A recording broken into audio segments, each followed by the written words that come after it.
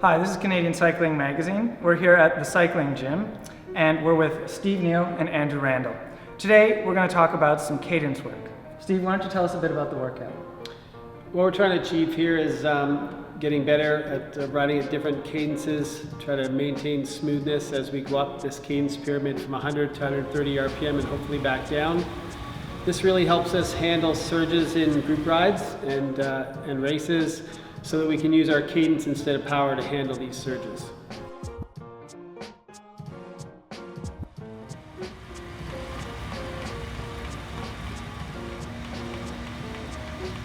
You guys ready? And I'll fast forward you to 100 RPM. Warmed up? Okay.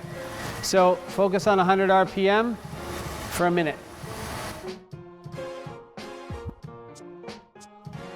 105. So the goal of the workout is just to ride as smoothly as possible, not to bounce in the saddle. The easiest way to do that is to learn how to relax throughout your pedal stroke. The wattage isn't very high. You want to try to keep it as low as possible actually while you're spinning at higher RPMs. Just trying to work on the coordination, which is knowing when to push and when to relax throughout the circle. Okay, get ready to move to 110. So you want to try to ride at the lowest power possible. The higher up in the pyramid you go RPM wise. However, sometimes you will need a bit more resistance to be able to spin at the higher cadence. So right now Andrew's going to try to get to 115, but he needs a little bit more resistance in the pedals to do so. You get ready for 120. So you can notice the change in Matthew's hips. He's now moving up and down. We're going to give him this minute to try to smooth it out. But you can see the difference between this minute and the last minute. He's bouncing up and down now a little bit. We want to try to avoid that in this drill. So if we can't smooth out, we're going to start going back down the pyramid for Matthew. We're going to let him try 125 just to see the difference.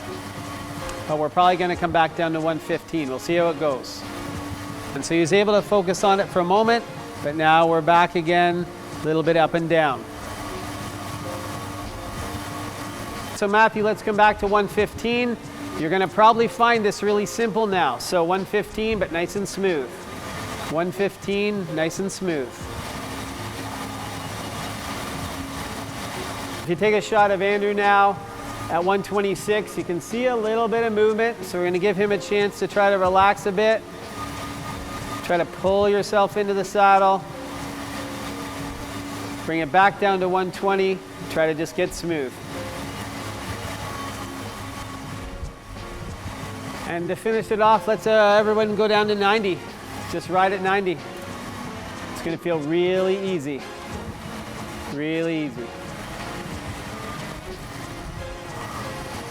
So you guys cool down. So we just did the exercise, and I found it really instructional because, at 115, between 150 and 120, that's when I started to bounce. Yeah. Obviously, I don't want to bounce at that RPM. What can I do about it? I think practice is the best thing. So you want to do the pyramid without the mistakes. So if you go from 100 to 115, try to hold 115, work up to 2 minutes, and then work your way back down to 100. That's a start. The workout is actually 3 pyramids in a row with 5 minutes off. So in one workout, you're going to get 3 times up and down your pyramid. Then as you start to smooth out at 115, which will happen from repetition, move to 120, 125, and we always like to use a goal as 130. So am I trying to concentrate on anything specific when I'm trying to get to the upper limit of my cadence, or am I just doing, like you said, doing the repetitions and the muscle memory will build with time? Yeah, I think so. And that's a great way to put it. I think the biggest thing you can learn how to do is relax in the pedal stroke, because we're not pushing down that hard at this cadence. So it's really learning when do you push a little bit, but actually when do you relax to try to stay smooth. The bouncing comes from pushing down on the pedals, which pushes your bum up off the seat. So the more you can relax and stay smooth, you'll get better.